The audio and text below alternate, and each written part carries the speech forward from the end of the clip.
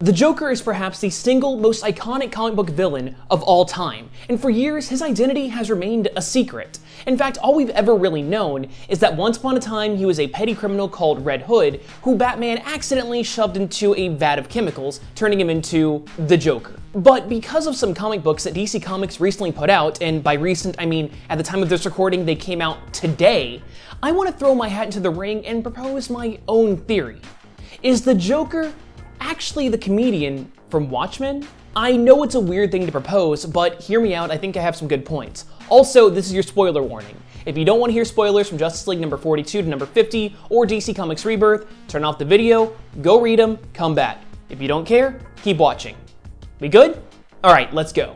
In Justice League number 42, Batman sits on the Mobius chair, a special seat that contains all of the knowledge of the powerful new gods. Yeah, good luck finding that at like a Target or something. Batman asked the throne for the true identity of the Joker, but it gave a strange answer. It wasn't a name, but instead a fact. There are 3 Jokers. That's right, it turns out that the Clown Prince of Crime isn't a single person, which actually lines up pretty well with the Batman series for quite a while. Remember this iconic panel from The Killing Joke? Something like that happened to me. You know, I'm not exactly sure what it was. Sometimes I remember it one way, sometimes another. If I'm going to have a past, I prefer it to be multiple choice. Plus, if we look at countdown number 31, there's a couple of pages about the origin of the Joker. Now, what's that he's holding in his hand? It's not 1, not 2, but 3 Joker cards.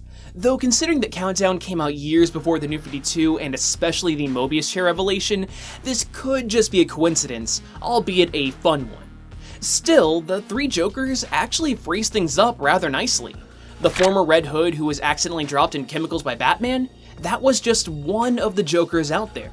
So let's move on to fact number 2. When announcing DC Rebirth, they made a huge deal about the fact that they were going to finally reveal the true identity of the Joker. But let's face the facts. Unless it's an established character, that revelation wouldn't be all that impactful. Heck, that's why in Scooby-Doo, the bad guy is almost always someone the gang met earlier in the episode. Imagine how lame it would be if the Joker's identity was revealed to be someone like Cole C. Coleman, who works in a coal mine, or like, coals. Finally, that brings me to DC Rebirth. Bruce's story opens on him trying to wrap his mind around these 3 Jokers, and after a brief run-in with the Kid Flash Wally West, he does something quite odd. Get this, Batman looks up at a Joker card in his trophy room and notices something in the corner of his eye. Almost instinctively, Bruce carves into the wall of the Batcave, and what does he find? The comedian's badge. Yup, it's revealed that the Watchmen played a huge role in creating the New 52. In fact, it's also revealed that the New 52 wasn't even a reboot. The next few pages even go to Mars, where Dr. Manhattan is talking to Ozymandias, and DC is really trying to make a big deal out of it. You know, just like the Joker identity reveal. What if that big plot twist is really something that nobody could have predicted? That one of the Jokers is in fact the comedian, the man who finds society to be one big joke. Who better to be the embodiment of chaos? And, Joker and comedian are synonyms, and they basically mean the same thing. But Drake, many of you guys might be commenting right now. The comedian is dead. Didn't you even read Watchmen? Well, first off, these are comics. Nobody stays dead.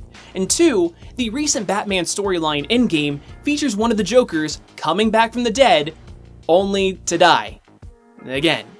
It doesn't matter if it's through chemicals like Dionysium in the New 52, or overwriting DNA like in Batman Beyond, because the Joker will never, ever stay dead.